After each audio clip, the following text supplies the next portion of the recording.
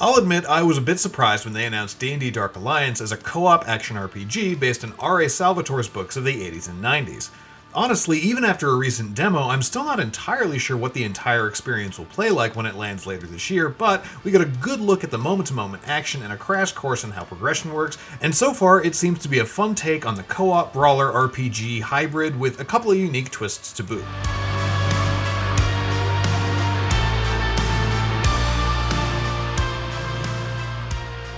Dark Alliance takes place after the novel The Crystal Shard, and sees hordes upon hordes of power-hungry monsters invading the northern region of Icewind Dale in search of that dangerous relic, and it's up to a group of adventurers known as the Companions of the Hall to stop them.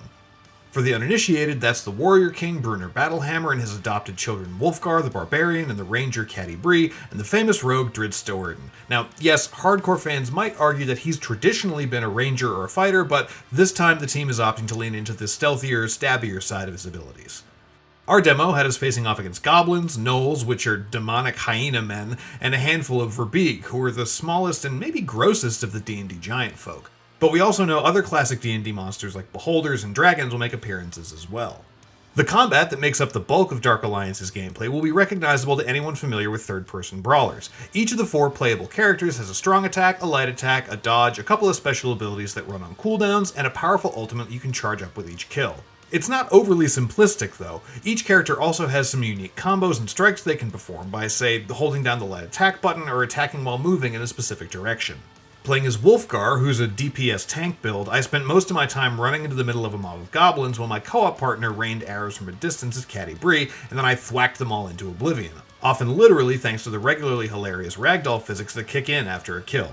Drizzt, on the other hand, was far more nimble, and if I'm being totally honest, felt decidedly overpowered against the relatively low-level enemies that we were fighting. His ultimate summons his pet panther Guinevere, and this, coupled with his 1000 Stings combo and the auto-crits on every attack that come when activating a character's ult, let me take down nearly 2/3 of our final boss's health bar in one go. Admittedly, we were playing on the lowest of 6 challenge ratings, which increase both enemy difficulty and the quality of loot rewards. Think like the world tiers in Division 2 or Outriders. But that doesn't mean we just traipsed through the level completely unimpeded. While CR1 definitely provided the badass hero fantasy you'd expect from a game about D&D's most famous adventurers, it's easier than you might think to find yourself overwhelmed by a mob, even if you felt invincible just a moment before. The developer said that it was important to capture that volatility of combat to keep the adrenaline flowing. Basically that it's more exciting when everybody's super squishy. Thankfully, you've got a number of ways to mitigate all that squishiness. Caddy Bree has a healing ability, and each player can equip potions that do stuff like restore HP, remove debuffs, or increase their ultimate's charge rate. The most interesting option, though, was a blend of ideas from tabletop D&D and Souls-like games, the short rest. Now, taking a short rest lets you refill your consumable items and create a checkpoint, though if you do take one, all the monsters you've killed so far will respawn. Conversely, if you opt to skip a short rest and push forward, you'll increase the odds of finding better loot, but you'll be sent all the way back to the first checkpoint if your party gets TPK'd. It's an interesting trade-off that provides an overarching layer of strategy that I can easily see varying wildly between character builds and groups of players. The loot itself seems like somewhat standard fare with a bit of D&D flair. You get bonus lightning resistance with chest guard A, or +5 critical damage from ring B, and you can receive additional bonuses for equipping multiple items from the same set, like a chance to blind or curse enemies after a hit, or the ability to perform a more powerful strike after a dodge.